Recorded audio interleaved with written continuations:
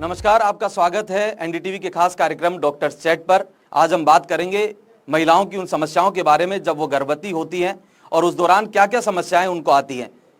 चाहे शहरी क्षेत्र हो चाहे ग्रामीण क्षेत्र, समस्याएं हमेशा समान रहती हैं महिलाओं के लिए।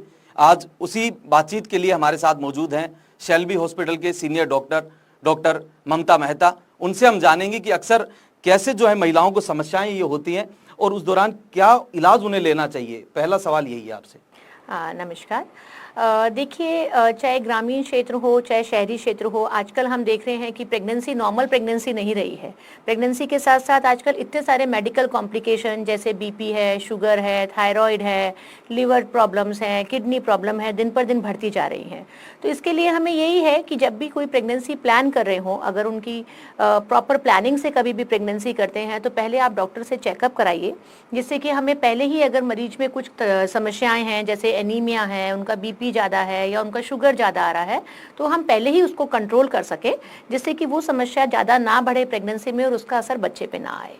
एक चीज़ मैम कॉमन हो गई आजकल, जैसे लड़कियों में भी कि पीसीओडी इस तरह की चीज़ें रहती है कि जिससे प्रेगनेंसी होती नहीं है, वो नहीं कंसीव नहीं कर पाती वो सारी चीज़ें, और फिर जब हो जाती तो उनमें आगे जाकर कोई समस्याएं होती है या नहीं होती, या इसका कोई पहले इलाज ले सकती हैं? नहीं, देखिए, पीसीओडी भी 2-3 प्रकार की होती हैं। एक पीसीओडी होती है जिसमें कि पेशेंट का वेट बहुत ज़्यादा हो जाता है, उनका इंसुलिन लेवल बहुत ज़्यादा होता है। हाँ, तो डेफिनेटली उन पेशेंट्स को कंसीव करने में दिक्कत आती है, तो उनको अपने डॉक्टर से कंसल्ट करना चाहिए, अपने वेट कंट्रोल करना चाहिए, क्योंकि जब ज़्यादा वेट होता है तो उसका भी असर प्रेगनेंसी में बच्चे पे आता है। जैसे ज़्यादा वेट के कारण प्रेगनेंसी के अंदर उनका शुगर बढ़ जाना, बीपी बढ़ जाना, बच्चे कम वजन में पैदा होना, बच्चे का वजन बहुत कम होना, ग्रोथ रिटार्डेड होना।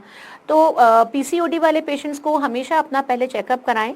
अगर उनको लग रहा है कि ओव्यूलेशन प्रॉपर नहीं है तो कुछ प्रेगनेंसी रिलेटेड दवाइयां भी देते हैं, और उनको कुछ स्पेशल हार्मोन्स भी देने पड़ते हैं प्रेगनेंसी के दौरान, जिससे कि उनके अबॉर्शन के चांसेस जो होते हैं वो भी कम होंगे। मैम, ये तो आपने बताया कि अक्सर क्योंकि पीसीओडी हो या कोई अन्य जो चाहे पीरियड्स को लेकर जो समस्याएं अक्सर महिलाओं में हो जाती हैं, तो शहरी क्षेत्र में तो फिर भी लोग डॉक्टर से बातचीत हो, लेकिन ग्रामीण क्षेत्र में इस चीज़ की जानकारी का अभाव रहता है। तो उन महिलाओं को क्या प्रेगनेंसी होने के बाद फिर आगे जाकर बच्चों पर भी कोई इसका इफेक्ट पड़ता है? उन तक कैसे वो जानकारी? बिल्कुल पड़ता है। देखिए, आजकल हम सोचते हैं कि ग्रामीण क्षेत्र में लोग बहुत हेल्दी हैं, पर ऐसा नहीं है। हमारा खान पीन, हमारा रहन सहन सब कुछ चेंज है, जिसका असर आजकल ग्रामीण क्षेत्र में भी देखने को मिल रहा है। ग्रामीण क्षेत्र की लेडीज में भी बीपी, शुगर, ये सब चीजें बहुत ज्यादा मिलती हैं।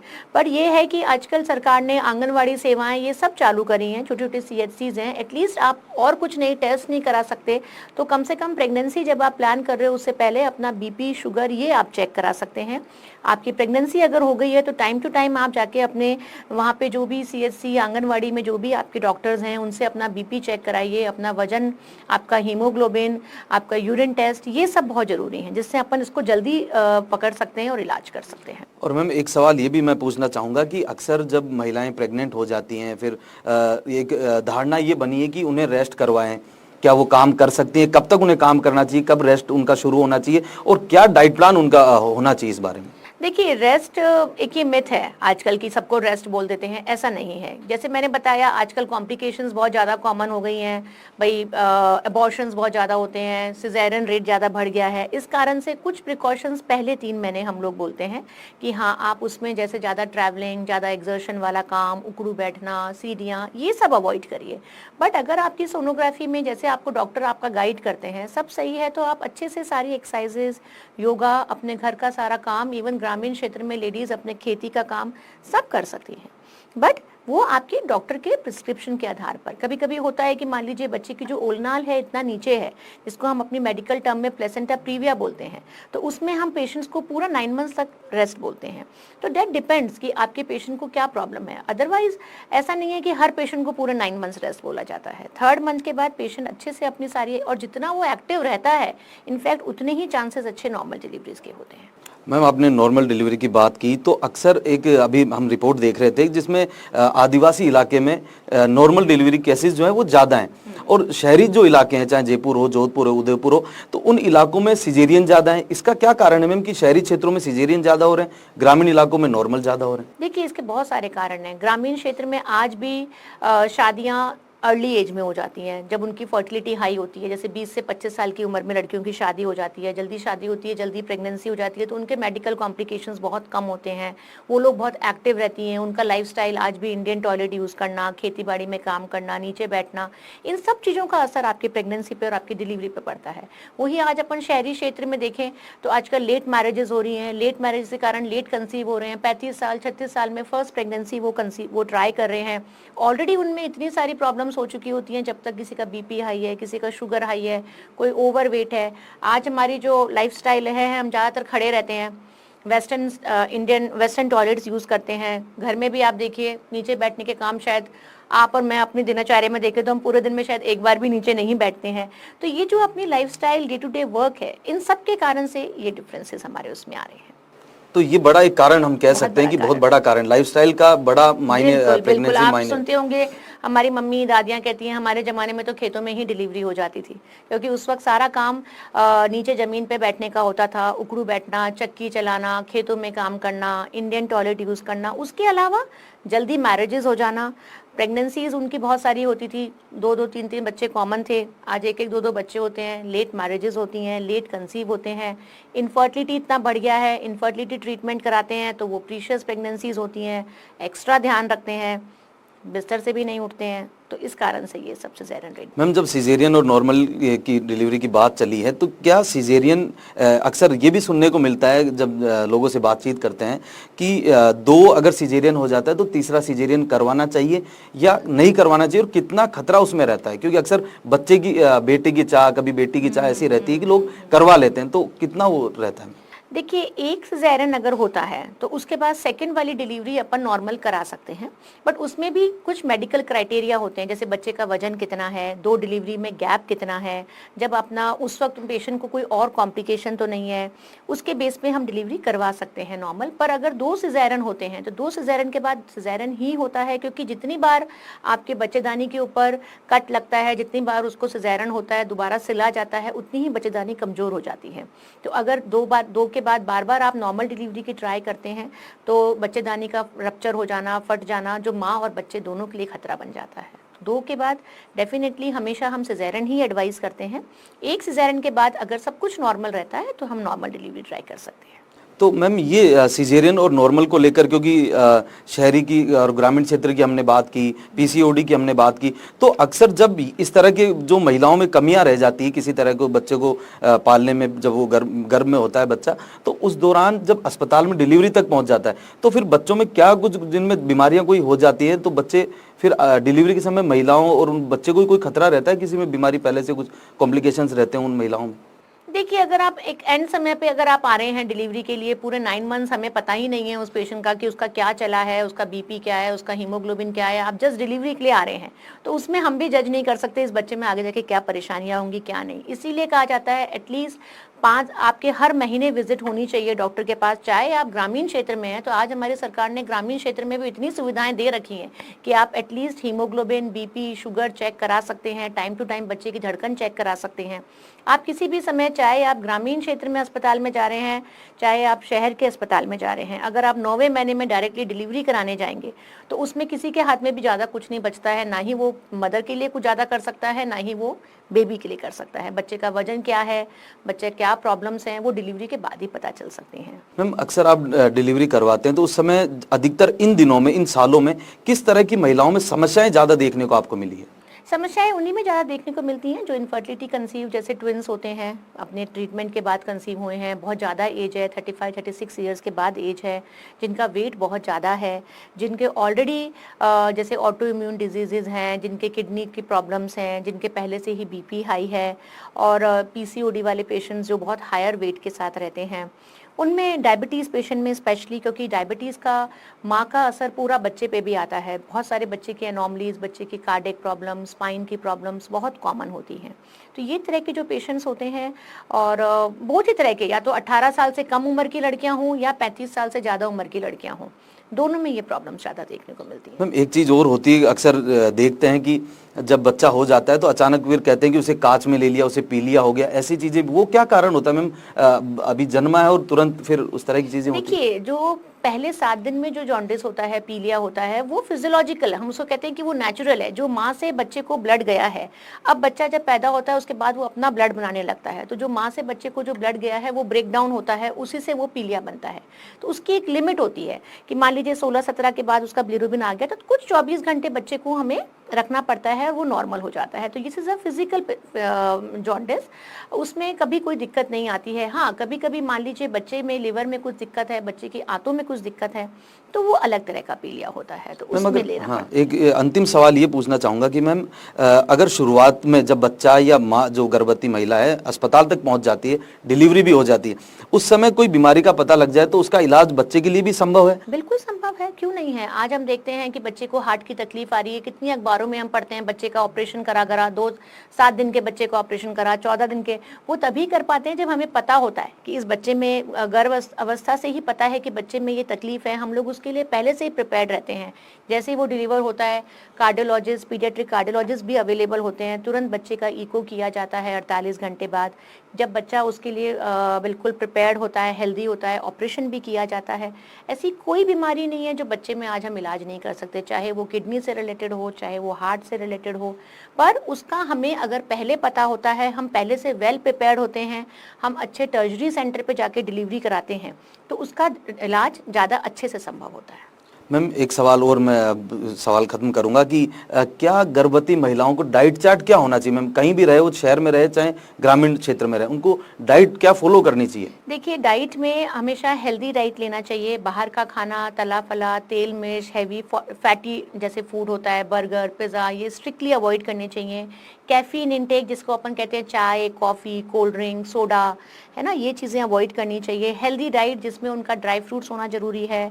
अपने अच्छा आयरन वाली डाइट, चाहे वो ग्रामीण क्षेत्र की कहेगी मैं ड्राई फ्रूट कहाँ से लाऊं, कोई दिक्कत नहीं है, आपके पास गाजर, पालक, मूली, बथुआ, इतनी हरी सब्जियां हैं, खीरा, टमाटर खाइए। अपना अच्छा पका हुआ पपीता आप खा सकते हैं, अनार खा सकते हैं, खूब अच्छी सब्जियां। मतलब आपकी 5 मील में से 3 मील आपकी फ्रूट्स और वेजिटेबल की होनी चाहिए। दूध लीजिए, दही छाछ लीजिए, अच्छे से व्यायाम करिए, खूब अपनी एक्सरसाइजेस करिए, वॉक करिए, कहीं कोई दिक्कत नहीं आती है। ये थी डॉक्टर ममता मेहता, जिन्होंने बताया कि किस तरह जो है जब महिला गर्भ धारण करती है, वो गर्भवती हो जाती है और वो एक नए बच्चे को जन्म दे देती है, तो इस पूरे चक्र में क्या क्या समस्याएं होती है और किस तरह उन समस्याओं का समाधान हो सकता है। क्योंकि सैकड़ों ऐसे केसेस हुए हैं जहां महिलाओं को जानकारी के अभाव में अपनी जान तक गंवानी पड़ी, और जब महिलाओं की जान चली जाती है तो कहीं ना कहीं सभी के लिए, उस परिवार के लिए भी बेहद दुखद होता है और डॉक्टर्स के लिए भी काफ़ी दुख वाली ये बात हो जाती है। जब पूरे देश भर में आज चिकित्सा तंत्र इतना मजबूत हो चुका है, तब क्यों ना आखिर हम डॉक्टर से सलाह कर कर उन चीज़ों के बारे में बात कर सकते हैं जिससे कि हमारी समस्याओं का समाधान हो सके। खास बातचीत में हमारे साथ हैं वरिष्ठ शिशु रोग विशेषज्ञ शेल्बी हॉस्पिटल के डॉक्टर मनोज शर्मा भी हैं। उनसे भी हम बात करेंगे कि कैसे जो है इन दिनों में गर्भवती महिलाएं जब नए शिशु को जन्म देती है तो अक्सर शुरुआत में किस तरह की समस्याएं बच्चों को होती है, तो उसको लेकर भी हम जानेंगे। पहले महिलाओं की समस्याओं के बारे में जाना, अब उस नवजात शिशु के बारे में जानेंगे। सर, अक्सर इन दिनों आप क्या चीज़ें उन फेस करते हैं, उन बच्चों में क्या चीज़ें देखते हैं कि जब नया बच्चा जन्म लेता है तो क्या कुछ बीमारियाँ, क्या कुछ नई चीज़ें अब आने लगी है सामने? सर, जब भी किसी प्रेगनेंसी को हमारे ऑब्स्टेट्रिशियंस अगर हाई रिस्क प्रेगनेंसी लेवल करती हैं तो ऑटोमेटिकली बेबी भी हाई रिस्क बेबी की कैटेगरी में आ जाता है। इन हाई रिस्क बेबीज़ में जन्म के इमीडिएटली 7 डेज़ में और उसके बाद लॉन्ग टर्म पीरियड में जो कॉम्प्लिकेशंस होने का रिस्क है वो नॉर्मल बच्चों से ज़्यादा होता है। इसलिए इन बच्चों के लिए एक बहुत ही स्पेसिफिक मैनेजमेंट प्लान रेडी करना पड़ता है और उससे इन बच्चों में होने वाले कॉम्प्लिकेशंस की रेट को हम कम कर सकते हैं। तो सर, ये चीज़ें कम हो जाती है, लेकिन अक्सर बच्चों में समस्याएं हो क्यों जाती है? क्योंकि सब कुछ ठीक ठाक चलता रहता है, क्योंकि गर्भ में होता है तो पता तो चलता नहीं है। तो कई ऐसे भी चीज़ें सामने आती हैं कि उन महिलाएं वो जो गर्भवती होती है वो डॉक्टर्स के पास टाइम पर कंसल्ट नहीं करती, इसलिए बच्चों में ये समस्याएं आ जाती है। कारण ये बनता है। यस, आइडियली जब भी किसी प्रेगनेंसी को हाई रिस्क लेवल करते हैं तो उनका एक स्टैंडर्ड प्रॉपर मॉनिटरिंग सिस्टम होना चाहिए। उस मॉनिटरिंग सिस्टम में मदर की हेल्थ को तो मॉनिटर करना ही होता है, उसके साथ में नवजात जो माँ के अभी गर्भ के अंदर ही है उसकी भी हेल्थ को रेगुलरली मॉनिटर करना चाहिए।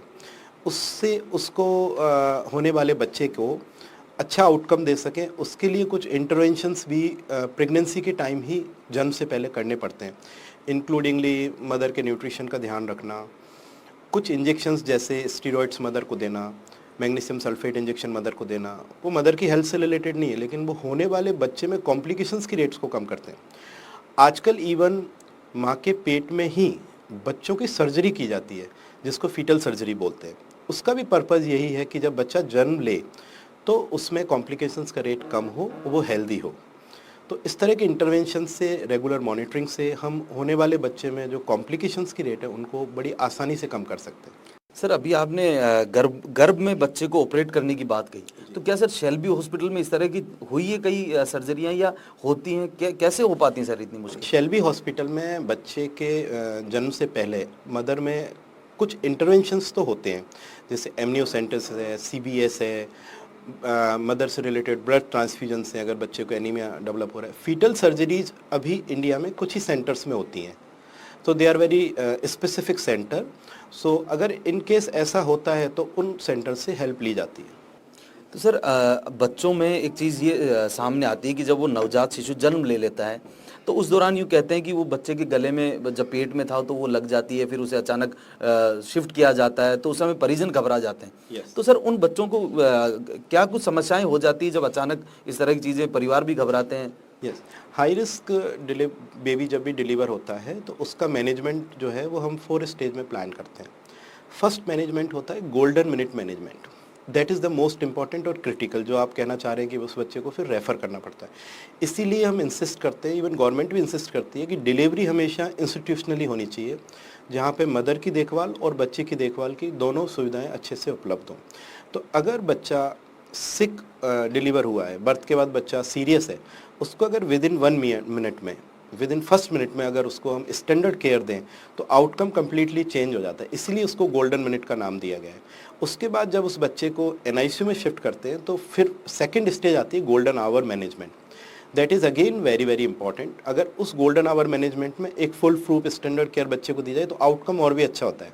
उसके बाद थर्ड स्टेज होती है उन बच्चों की कि उनका NICU स्टे के दौरान केयर, वो भी अच्छे से अगर हो जाती है तो और जो कोई भी कॉम्प्लिकेशंस होने का रेट है वो कम होता है। और सबसे लास्ट में होता है कि जब उनको हम डिस्चार्ज करते हैं तो उनको डिस्चार्ज करके छोड़ा नहीं जाता, उसके बाद भी उनका 2 इयर्स की एज तक स्पेसिफिकली रेगुलर फॉलोअप करना पड़ता है कि उनका जो ब्रेन डेवलपमेंट है वो अच्छे से हो रहा है या नहीं हो रहा, उससे रिलेटेड कोई कॉम्प्लिकेशंस तो डेवलप नहीं हो रहा, तो उनको हम अर्ली पिक कर सकें और उनका प्रॉपर एक ट्रीटमेंट स्टार्ट कर सकें।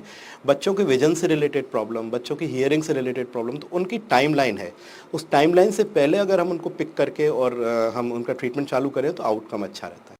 सर एक चीज़ और रहती है, अक्सर चर्चाएं सुनने को मिलती है जब अस्पतालों में जाते हैं, लोगों से मिलते हैं, तो सर वेट कितना एक बच्चे का, स्वस्थ बच्चे का कितना होना चाहिए? क्योंकि लोगों में ऐसे रहता है कि नहीं बच्चा कम वेट है, अब इसका तो ज़्यादा वेट हो गया, ये सारी चीज़ें कितना होना चाहिए सर? कम वेट होना भी ठीक नहीं है, वो भी हाई रिस्क में आता है, और इवन ज़्यादा वेट होना भी हाई रिस्क में आता है। तो एक नॉर्मल बच्चे का वेट 2.5 kg से ऊपर होना चाहिए और आइडियली वो 3.7 kg तक होना चाहिए। तो 2.5 kg से कम के वेट के जो बच्चे होते हैं उनको हम low birth weight babies level करते हैं, और जो अगर 3.7 kg से ऊपर बेबीज होते हैं उनको हम large for gestational age level करते हैं। लेकिन कभी कभी एक प्रॉब्लम और आती है जिसको हम बोलते हैं IUGR, intra uterine growth retardation, मतलब बच्चे का माँ के गर्भ के अंदर ही ग्रोथ ना होना। जैसे मान लीजिए कोई बच्चा 34 वीक पे डिलीवर हो गया, तो 34 वीक पे अगर देखा जाए तो वेट 2 to 2.5 kg के वेट होना चाहिए, लेकिन उस बच्चे का वेट 1.5 kg है। तो इसका मतलब ये होता है कि वो बच्चा डिलीवर तो 34 वीक पे हुआ है, लेकिन एक्चुअली देखें तो वो 30 वीक्स के अराउंड ही है उसकी ग्रोथ। तो इसको ग्रोथ रिटार्डेशन के, तो उन बच्चों में भी कॉम्प्लिकेशंस का रिस्क रहता है, उनका भी मैनेजमेंट मतलब उनको उस सब चीज़ों को ध्यान में रख के किया जाता है।